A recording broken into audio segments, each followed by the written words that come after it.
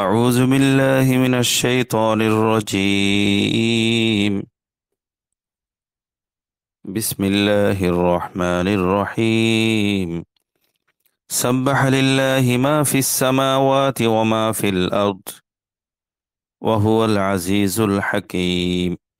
هو الذي أخرج الذين كفروا من أهل الكتاب من ديارهم لأول الحشر ما ظننتم أن يخرجوا وظنوا أنهم مانعتهم حصونهم من الله فأتاهم الله من حيث لم يحتسبوا وقذف في قلوبهم الرعب يخربون بيوتهم بأيديهم وأيدي المؤمنين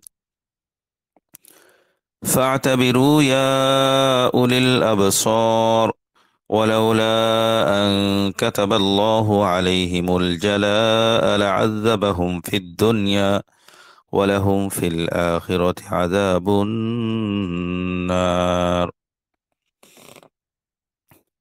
رب زدني علما رب زدني علما رب زدني علما رب اشرح لي صدري ويسر لي أمري واحلل عقدة من لساني يفقه قولي واجعل لي وزيرا من أهلي رب يسر ولا تعسر تمم بالخير سبحانك لا علم لنا إلا ما علمتنا إنك أنت العليم الحكيم. اللهم علمنا ما ينفعنا وانفعنا بما علمتنا وزدنا علما. ربنا اغفر لنا ولإخواننا الذين سبقونا بالإيمان ولا تجعل في قلوبنا غلا للذين آمنوا ربنا إنك رؤوف رحيم. ربنا عليك توكلنا وإليك أنبنا وإليك المصير. ربنا لا تجعلنا فتنة للذين كفروا واغفر لنا ربنا إنك أنت العزيز الحكيم. رب أدخلني مدخل صدق وأخرجني مخرج صدق واجعل لي من لدنك سلطانا نصيرا. اللهم إني أسألك من خير ما سألك منه عبدك ونبيك محمد صلى الله عليه وسلم وعبادك الصالحون وأستعيذ بك من شر ما استعاذك منه عبدك ونبيك محمد صلى الله عليه وسلم وعبادك الصالحون.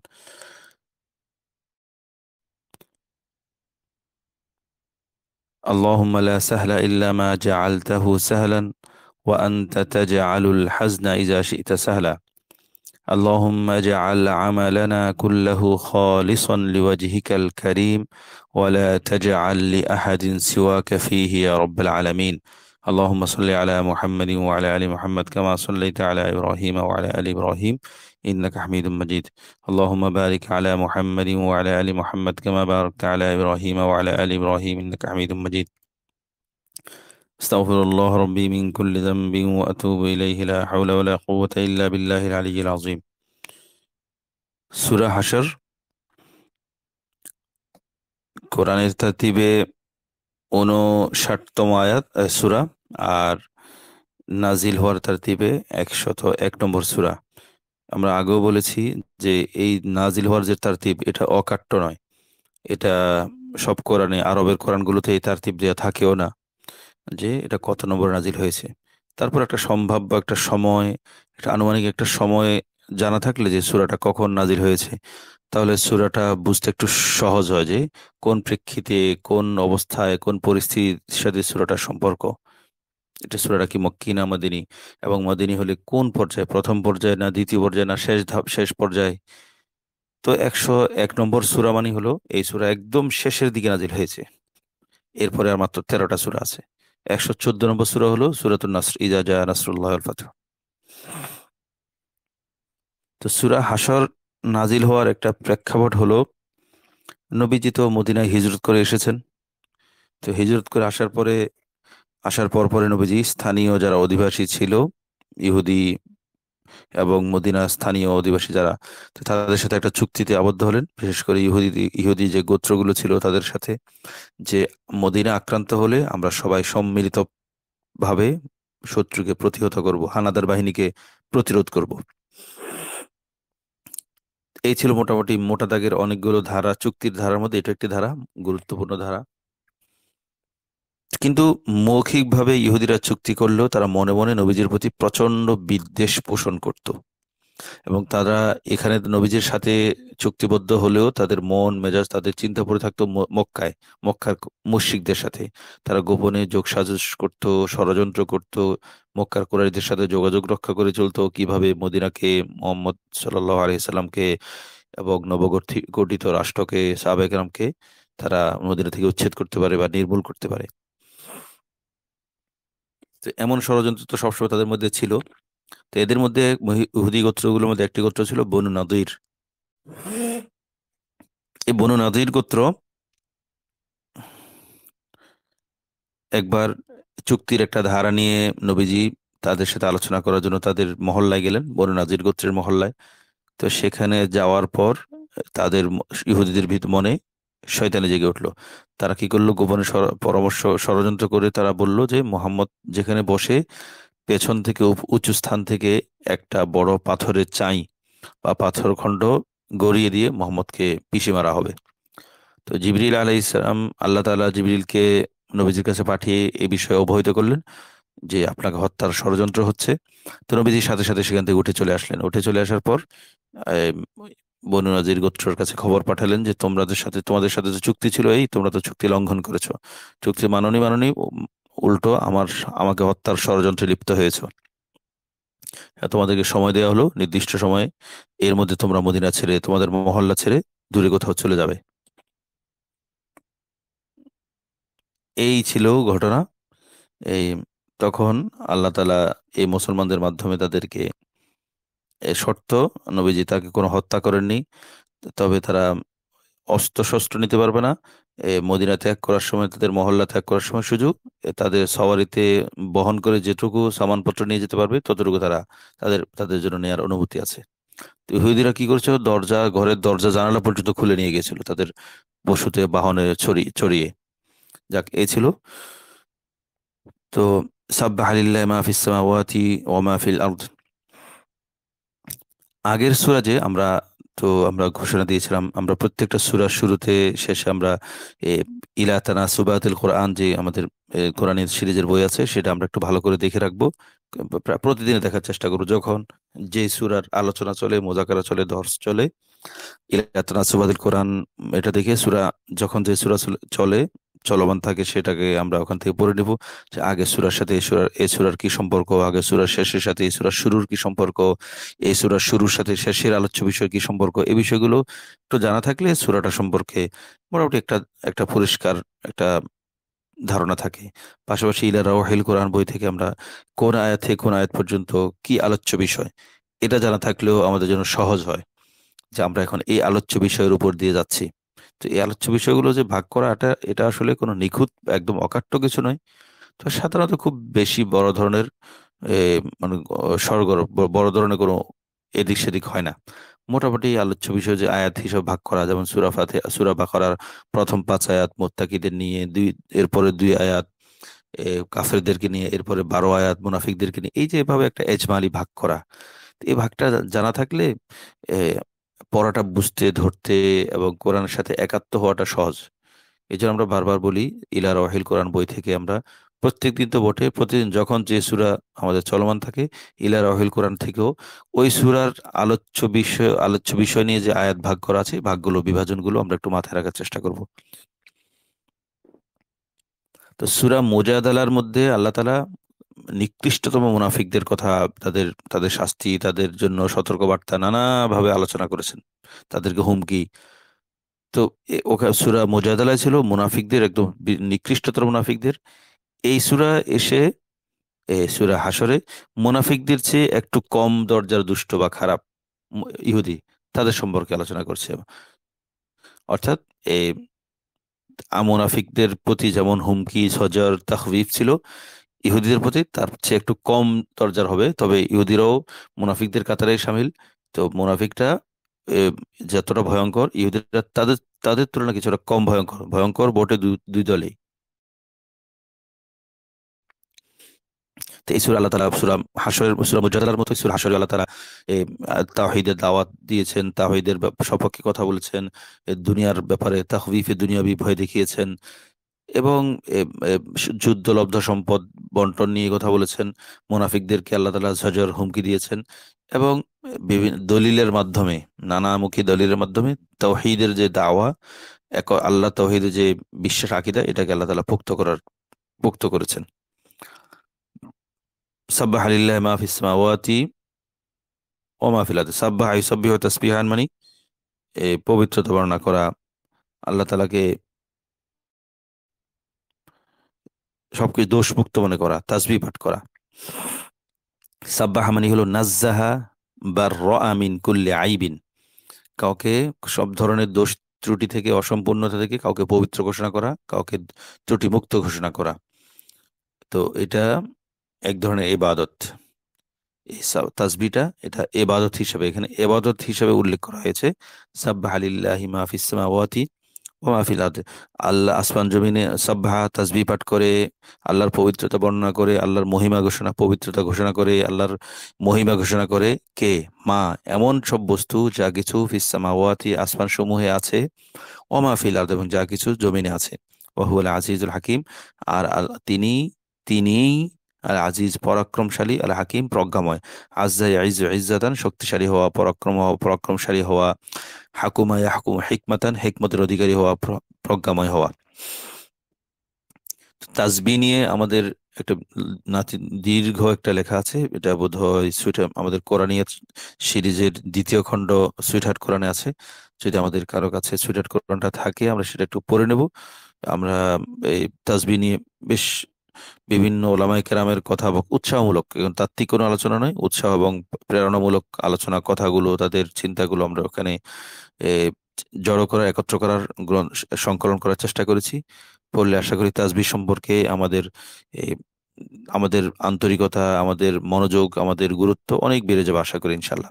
কারণ তাসবিহটা হলো এ সার্বজনীন ইবাদত। এই তাসবিহ সমস্ত প্রাণী, সমস্ত সৃষ্টি, সমস্ত মাখলুক তাসবিহ পাঠ করেন। নামাজ সবাই পড়ে না, পাথর নামাজ পড়ে না, একটা কাঠ গাছ নামাজ পড়ে না, কিন্তু সবাই তাসবিহ পাঠ করে। ওয়া ইম মিন শাইইন ইল্লা ইউসাব্বিহু বিহামদিহি ওয়ালাকিন লা তাফকাহুনা তাসবিহাহুম।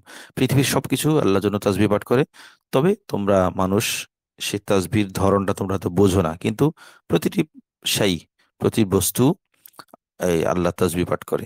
হয়তো আমার কাছে বিষয়টা নির্জীব, নিষ্প্রাণ, একটা পাথর, একটা কাঠ, একটা জড় পদার্থ নিষ্প্রাণ হতে পারে, নির্জীব হতে পারে, কিন্তু আল্লাহ তাআলা বলছেন পৃথিবীর প্রতিটা বস্তু আল্লাহ তাসবিহ পাঠ করে। তো তার মধ্যে এক ধরনের প্রাণ থাকতে পারে, যেটা হয়তো আমরা প্রাণ সম্পর্কে যেমন ধারণা করি তার চেয়ে ভিন্ন কিছু, সেটা আল্লাহ ভালো জানেন। মোট বলার ছিল যে তাসবিহ নিয়ে আমাদের যে লেখাটা আছে, এ, সেটা একটু পড়ার চেষ্টা করবো ইনশাল্লাহ। সাব্বাহা লিল্লাহি মা ফিস সামাওয়াতি ওয়া মা ফিল আরদ। তো সাব্বাহা তাসবিহ পাঠ করে কে? দুনিয়াতে আসমান এবং জমিনে যা কিছু আছে, তো সবকিছু তাসবিহ পাঠ করে। এই তাসবিহ পাঠটা এ, অনেক সময় কলান, কফ আলিফ লাম দুই জবর লান, কলান হতে পারে, মানে মৌখিক ভাবে হতে পারে, ইয়া হালান হতে পারে, অবস্থার দিক থেকে হতে পারে। আমি আল্লাহ তাআলা, আল্লাহ আল্লাহ আল্লাহ আল্লাহ আল্লাহ জিকির করলাম, লা ইলাহা ইল্লাল্লাহ জিকির করলাম, এটা জিকিরটা হলো কলান। সুবহানাল্লাহ পড়লাম, এটা হলো কলান, মৌখিক জিকির। আরেকটা হতে পারে আমি আল্লাহ মনে মনে অবস্থা দিয়ে, এমন অবস্থা আমার মধ্যে ফুটে উঠেছে, আমি আল্লাহ তাআলার প্রতি ভীষণ মুগ্ধ, আমি আল্লাহ তাআলার প্রতি ভীষণ অনুরক্ত, আমি আল্লাহ তাআলার কুদরত, আল্লাহ তাআলার শক্তি, আল্লাহ তাআলার এই যে কুদরত সৃষ্টির কারিশমা, এটা দেখে এমন অভিভূত যে আমি আল্লাহ তাআলাকে নিয়েই ভাবছি তখন। এটা হলো তাসবিহ পাঠ হালান। তো তাসবিহ পাঠ তো ঠিক আছে, জোরে উচ্চারণ করে পড়া ভালো। এটার দ্বারা কলব এবং মাথা চিন্তা উভয়টাই, এটার একটা প্রভাব পড়ে। পাশাপাশি আল্লাহ তাআলাকে নিয়ে চিন্তা ভাবনা করা, আল্লাহর পবিত্রতা, আল্লাহর সৌন্দর্য, আল্লাহর আল্লাহর পূর্ণতা, আল্লাহর ত্রুটি মুক্ততা নিয়ে আমি মুগ্ধ হয়ে, অভিভূত হয়ে আল্লাহকে নিয়ে চিন্তা করা, এটা তাসবিহ হলো হালান। তো শুধু জোর জিকির করলে, উচ্চারণ করে জিকির করাটাই যে জিকির তা নয়, আমি মনে মনে আল্লাহকে নিয়ে ভাবলাম, আল্লাহকে নিয়ে চিন্তা ভাবনা করলাম, এটাও তাসবিহ।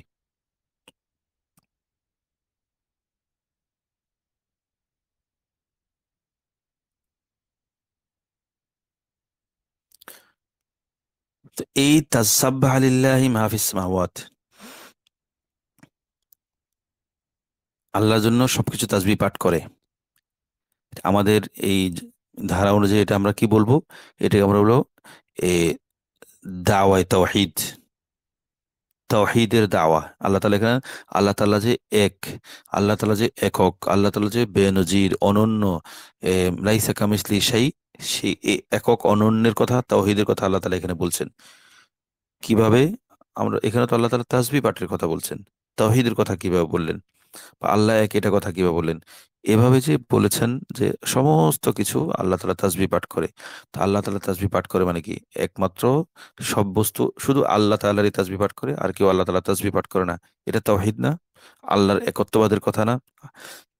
এই হিসেবে এটা দাওয়ায়ে তাওহীদ যে আল্লাহ তাআলা সবকিছু তাসবিহ পাঠ করে। এখন আমরা জানি, এই আমাদের ফি মানাকিবুল কোরআন বই আমরা যে 16টি পরিভাষা, 34টি ফাওয়ায়েদ বলেছি, সেখানে আলোকে যেখানে আল্লাহ তাআলা দাওয়া করেন, যে কোনো দাওয়ার পক্ষে একটা দলিল লাগে। আমি দাবি করলাম যে এই গাছটি আমার, তো এটার সপক্ষে দলিল দিতে হবে না? তো আল্লাহ তাআলা সাব্বাহা, এটা তো দাবি করলেন যে সবকিছু আল্লাহ তাআলার নামে তাসবিহ পাঠ করে, এটা একটা দাবি এবং সত্য দাবি। কিন্তু সত্য দাবিটা যে একটা দাবি করলে তো হলো না। যেমন ধরা যাক আমি একটা বললাম এই রেসকোর্স ময়দানের মালিক আমি, তো আমি চালাচ্ছি রিক্সা। তো কেউ বিশ্বাস করবে? একটা 10 তলা বিল্ডিং এর সামনে দাঁড়িয়ে যদি বলি আমি রিক্সা নিয়ে দাঁড়িয়ে আছি বা ঠেলা নিয়ে দাঁড়িয়ে আছি, কেউ যদি, আমি যদি বলি আমার এবারটা আমার এই দাওয়ার সাথে আমি যতই যুক্তি দেই, আমার এই দাবিটা কি মানানসই হবে? হবে না। তো দাবিটা মানানসই হতে হবে, পাশাপাশি দাবিটা সপক্ষে যুক্তি দিতে হবে। তো সাব্বাহালিল্লাহ মা ফিস সামাওয়াত, আল্লাহ তাআলা সবকিছু, আল্লাহ তাআলা তাসবিহ পাঠ করে, এটা একটা দাবি। এই দাবিটাকে আমাদের কাছে অসার মনে হয় না। কি তারপরও আল্লাহ তাআলা যুক্তি দিয়ে দলিল দিয়ে বোঝাচ্ছেন কেন, ইল্লত কি, কারণ কি, আল্লাহ তাআলা কেন সবকিছু আল্লাহ তাআলার পবিত্রতা বর্ণনা করে, কেন সবকিছু আল্লাহ তাআলার তাসবিহ পাঠ করে সব বস্তু? কারণ ওয়াহুয়াল আজিজুল হাকিম। কারণ হলো আল্লাহ তাআলা, আল্লাহ তাআলা পরাক্রমশালী এবং আল্লাহ তাআলা প্রজ্ঞাময়। তাসবিহ পাঠ যে যৌক্তিক, তাসবিহ পাঠে যে দাবি করাটা সত্য, সেটা সপক্ষে আল্লাহ তাআলা দুটি যুক্তি দিয়েছেন, দুটি ইল্লত কারণ তুলে ধরেছেন। একটা হলো তিনিই একমাত্র আজিজ, তিনিই একমাত্র হাকিম। তা আজিজের মাধ্যমে আল কুদরতুল কামিলা এটা প্রকাশ পেয়েছে, আল্লাহ তাআলা এটা প্রকাশ করছেন। কুদরতে কামিলা মানে পূর্ণতম শক্তি, পূর্ণতম সামর্থ্য, যা কিছু হতে পারে, যা কিছু হওয়া সম্ভব, বা আমার কল্পনা তো যেটা হওয়া অসম্ভব, এমন সবকিছু করার মালিক, ক্ষমতা, শক্তি, কুদরত একমাত্র আল্লাহ তাআলার আছে। অর্থাৎ শক্তি বলতে যা বুঝি, এটার পূর্ণতম যে একটা একটা চিত্র, পূর্ণতম মাত্রার এটার সবগুলো শক্তির যত ধরন হতে পারে এবং যে পরিমাণ হতে পারে, তার চেয়েও অনেক বেশি, তার চেয়েও একদম পূর্ণরূপে আল্লাহ তাআলা শক্তির অধিকারী। আল আজিজের মধ্যে কুদরতে আল কুদরতুল কামিলা প্রকাশ করেছেন আল্লাহ তাআলা। আর আল হাকিমের মাধ্যমে হিকমতে কামিলা, পূর্ণতম হিকমত। হিকমত মানে হলো অবস্থা অনুযায়ী ব্যবস্থা নেওয়ার যোগ্যতা, ক্ষমতা। যেখানে যেটা বলা দরকার সেটা বলতে পারা, যখন যে চিন্তা করা দরকার সে চিন্তা করতে পারা, যখন যে সিদ্ধান্ত নেওয়া দরকার সে সিদ্ধান্ত নিতে পারে। এই তো মানে হেকমত, প্রজ্ঞা মানে এটা। তো মানবীয় হেকমত বা প্রজ্ঞায় তো ভুল হতে পারে, আল্লাহ তাআলার হেকমত প্রজ্ঞায় কোনো ভুল হতে পারে না। এই জন্য আল্লাহ তাআলার হেকমতে হলো হেকমতে কামিলা। আল্লাহ আজিজ মানে আল্লাহ পরাক্রমশালী, আল্লাহ তাআলা আহ, কুদরতে কামিলা আল্লাহ তাআলার আয়ত্তে। আল হাকিম হেকমতে কামিলা, পূর্ণতম হেকমত, পূর্ণতম কর্মকৌশল, কর্মপন্থা আল্লাহ তাআলার আয়ত্তে। এই জন্যই সব আমি এখন যখন দুটি যুক্তি দিলেন, দলিল দিলেন, বা সবকিছু আল্লাহ তাআলার কেন তাসবিহ পাঠ করে, এটার যে যখন ইল্লত বললেন, তখন আমার কাছে আর কারো কাছে এটার অস্বাভাবিক মনে হয় না যে হ্যাঁ সবকিছু কিভাবে তাসবিহ পাঠ করবে। যখন দলিল দলিল দিলেন আল আজিজুল হাকিম, তখন আমার কাছে খোলাসা হয়ে যায় যে যিনি আজিজ এবং হাকিম হন, তার জন্য সবাই তাসবিহ পাঠ করতেই পারে, এটা স্বাভাবিক, এটা অস্বাভাবিক মনে হয় না। তা আল্লাহ তাআলা দাওয়ায়ে তাওহীদ করেছেন, তাওহীদের দাবি করেছেন যে সবকিছু আল্লাহ তাআলা তাসবিহ পাঠ করে, এবং দাবির সপক্ষে আল্লাহ তাআলা যুক্তি দিয়েছেন ওয়াহুল আজিজুল হাকিম। هو الذي أخرج الذين كفروا من أهل الكتاب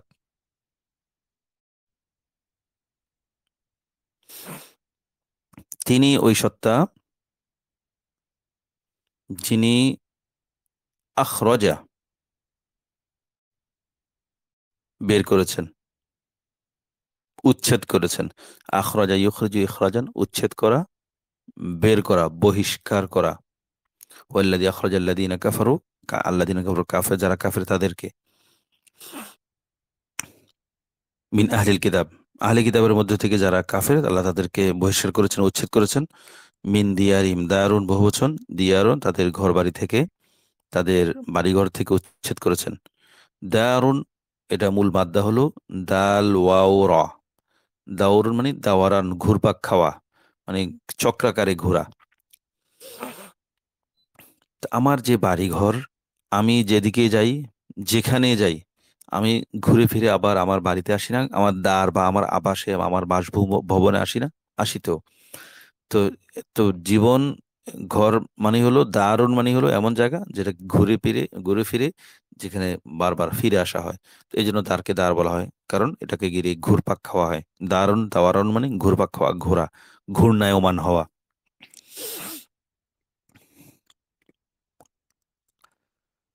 তো মিন দিয়ারিহিম, তিনি ওই সত্তা যিনি তাদেরকে আহলে কিতাবের মধ্যে যারা কাফের তাদেরকে বহিষ্কার করেছেন, উচ্ছেদ করেছেন। মিন দিয়ারিহিম তাদের ঘর বাড়ি থেকে।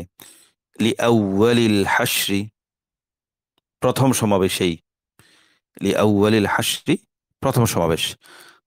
হাস্যুর মানে হলো সমাবেশ, জমায়েতকরণ। এমনি জমায়েতকরণের সাথে এখানে হাস্যুন বলা হয় যে আল জামউ ওয়াল জালাউ ওয়াল ইখরাজু, তিনটি বিষয়: জমা করা, একত্র করা, সমাবেশ ঘটানো। আল জালাউ, এই উচ্ছেদ করা মানে দেশান্তর করা, দেশ থেকে বহিষ্কার করা। আল ইখরাজ মানে উচ্ছেদ করা, বের করে দেয়া। তো হাসর বিষয়টা এমন, হাসর মানে হলো এমন জমায়েতকরণ যার মধ্যে আল জামউ মা সাউকিন, সাউকুন মানে হাঁকিয়ে নিয়ে যাওয়া। তো এমন ভাবে হাসর শব্দটার মধ্যে জমায়েতকরণ আছে, তবে সাধারণ জমায়েতকরণ না, এমন জমায়েতকরণ যেটার সাথে হা- হাঁকিয়ে নিয়ে আসা। অর্থাৎ আমরা কোথাও ছিলাম বা একদল লোক কোথাও ছিল, সেখান থেকে লাঠি দিয়ে তেড়ে, তাড়িয়ে, ভেঙে, ভয় দেখিয়ে সবগুলোকে ছাগলের মতো, পঙ্গপালের মতো বা পশুপালের মতো এক জায়গায় এনে জড়ো করা, এটা হলো হাস্য। তেমনিতে যে কোনো জমায়েতকে হাসুন বলা হয়। তবে স্বাভাবিকভাবে হাসুন শব্দের ভিতরে আল জামউ মা সাউকিন আছে। তো হাসুন শব্দের মূল অর্থ দাঁড়ালো আরবিতে আসাউকু, হাঁকানো, ওয়াল বাআসু, পুনরুত্থিত করা, ওয়াল ইনবিআসু, পুনরুত্থিত হওয়া। এই তিনটা, আসাউকু ওয়াল বাআসু ওয়াল ইনবিআসু, তৎপর হয়ে ওঠা, পুনর্জীবিত হয়ে ওঠা, সচল সচল হয়ে ওঠা, হাঁকিয়ে নেয়ার মাধ্যমে কোথাও গিয়ে জমায়েত হওয়া। তো আল হাসর মধ্যে আল জামউ, আসাউকু হাঁকানো, আল বাআসু পুনর্জীবিত করা, প্রেরণ করা, আল ইনবিআসু মানে তৎপর হওয়া, এই ভাবগুলো মিলিয়ে হাসর। তো লিআউয়ালিল হাসরি মানে প্রথম সমাবেশেই, প্রথমবার তাদেরকে যে উচ্ছেদ, হাঁকিয়ে যে তাদেরকে কোথাও জড়ো করা হয়েছে, সেই প্রথমবার জড়ো করাতেই আল্লাহ তাআলা তাদেরকে তাদের ঘর বাড়ি থেকে উচ্ছেদ করেছিলেন। লিআউয়ালিল হাসর।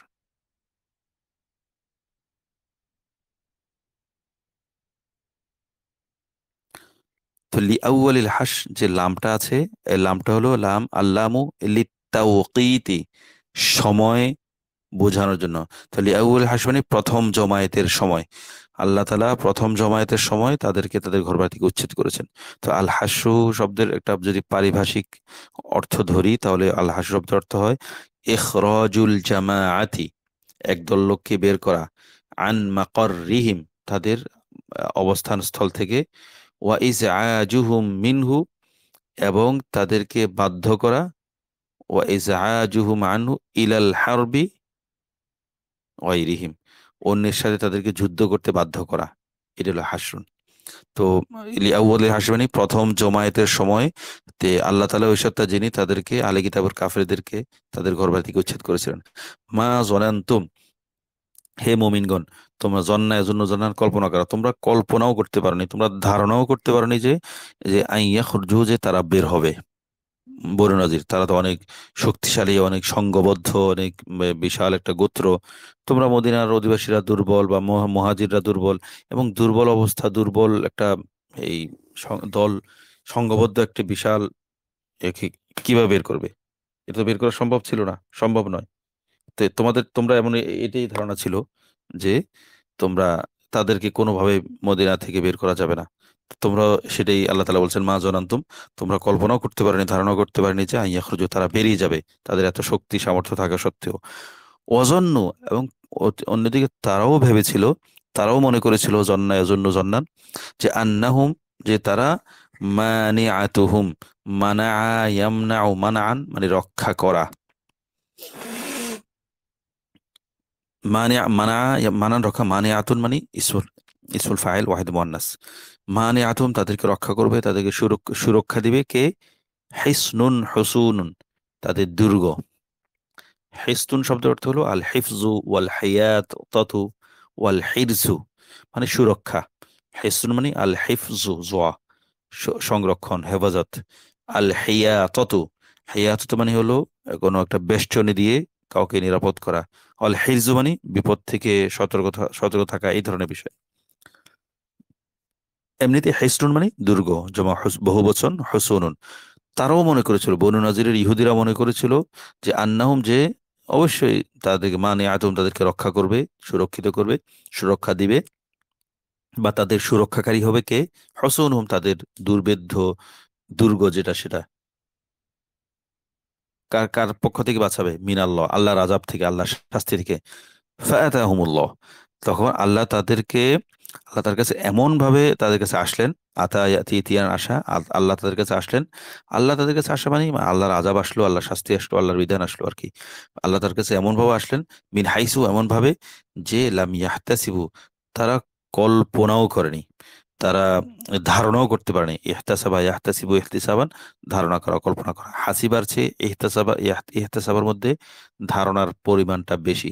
তারা ঘুণাক্ষরেও, কশ্চিন কালেও তারা ধারণা করতে পারেনি যে আল্লাহ তাআলা এই দিক দিয়ে তাদের উপর হামলাটা চালাবেন।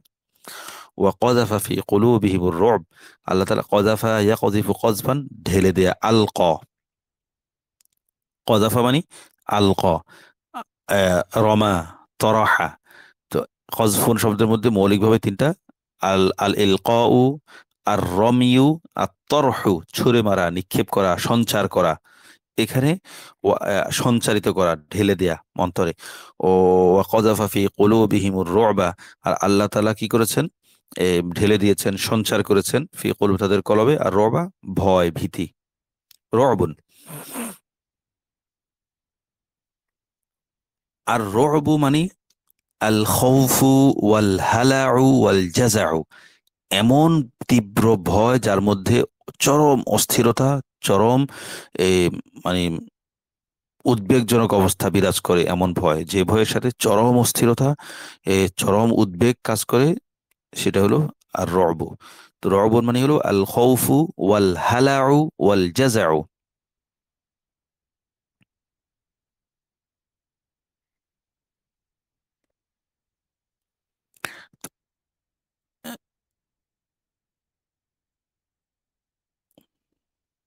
তো রবন মানে, রব শব্দটার অর্থ, মৌলিক অর্থ হলো এ,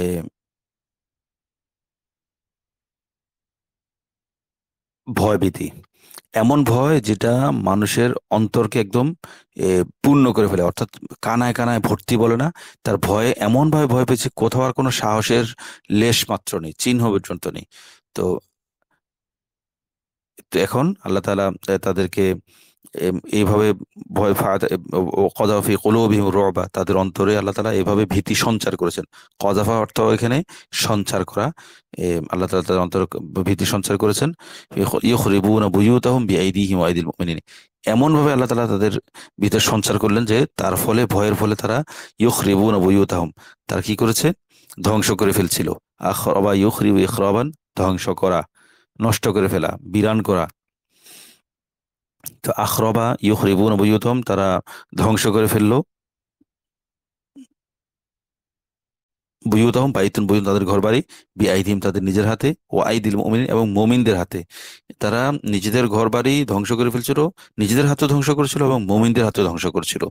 ফাআতাবিরু ইয়া উলিল আবসার, সুতরাং হেই দৃষ্টিশক্তির অধিকারী, চক্ষুষ্মান বা চক্ষুষান, যে তোমরা ইয়াতাবারা ইয়াতাবিরু ইতিবার মানে শিক্ষা গ্রহণ করা। তো এটা এতাবারা মূলত মাদ্দা কি, আইন বা র, আবরণ থেকে এসছে। আবরণ মানে হলো এ, আল উবুরু ওয়াল মুজাওয়াজাতু মিন শাইইন ইলা শাইইন, এক অবস্থা বা এক জায়গা থেকে আরেক জায়গায় অতিক্রম করা। তো ইতাবারা মানে ইত্তাআয, উপদেশ গ্রহণ করা। তো উপদেশ গ্রহণ করার মাধ্যমে আমি আগের যে অবস্থায় ছিলাম, তো উপদেশ গ্রহণ করে নতুন একটা অবস্থানে গেলাম না, নতুন একটা সংশোধিত অবস্থানে গেলাম। তো তো এর মধ্যে একটা অতিক্রমের ভাব আছে, এজন্য এই ব্রত উপদেশকে এই ব্রত বলা হয়। তো ফাতাবিরু ইয়া উল আবসর, বাসরন আবসর মানে দৃষ্টি, চোখ। তো এই অন্তর্দৃশ চক্ষুষান, হে দৃষ্টিশক্তির অধিকারী, হে অন্তর্দৃষ্টির অধিকারী, তোমরা কি করো, উপদেশ গ্রহণ করো, শিক্ষা গ্রহণ করো।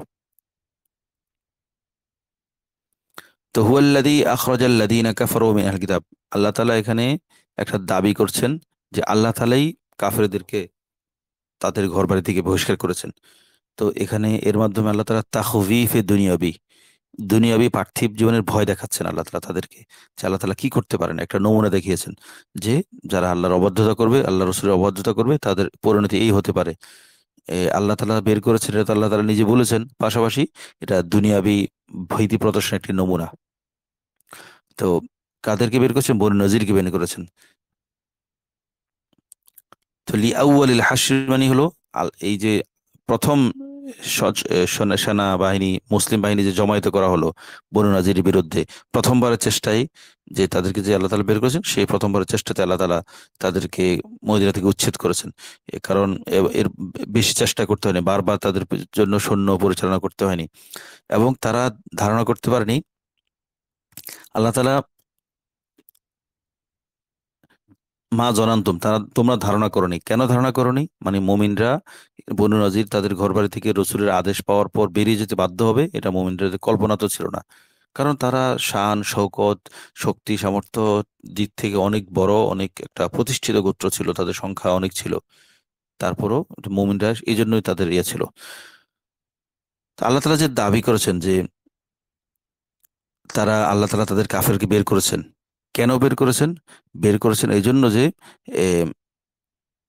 তোমাদের ধারণাকে তোমরা যে আল্লাহ তাদেরকে, তাদের ভিতরে যে তাদের প্রতি একটা যে তোমাদের ইয়া ছিল, মানে তারা অপরাজেয় বা তারা শক্তিমান, এই ধারণাটা ভাঙ্গার জন্য আল্লাহ তাআলা এর মাধ্যমে আল্লাহ তাআলা ভেঙে দিয়েছেন যে তোমরা যাকে অপরাজেয় ভাবছো সেটা আল্লাহর কাছে সেটা তারা কিছুই না। দ্বিতীয়ত অজন্নু আন্নাহুম মা, এবং তারা ধারণা করেছিল যে তাদেরকেও, তাদের দুর্গ তাদেরকে রক্ষা করবে, তাদের সুরক্ষিত করবে। তো এটা এই চিন্তা, তাদের এই ভ্রান্ত চিন্তা আল্লাহ তাআলা তাদের ভেঙে দিয়েছেন। দুইটি আকীদা, মুমিনদের একটা ভুল চিন্তা আল্লাহ তাআলা এখানে অপনোদন করেছেন, রদ করেছেন।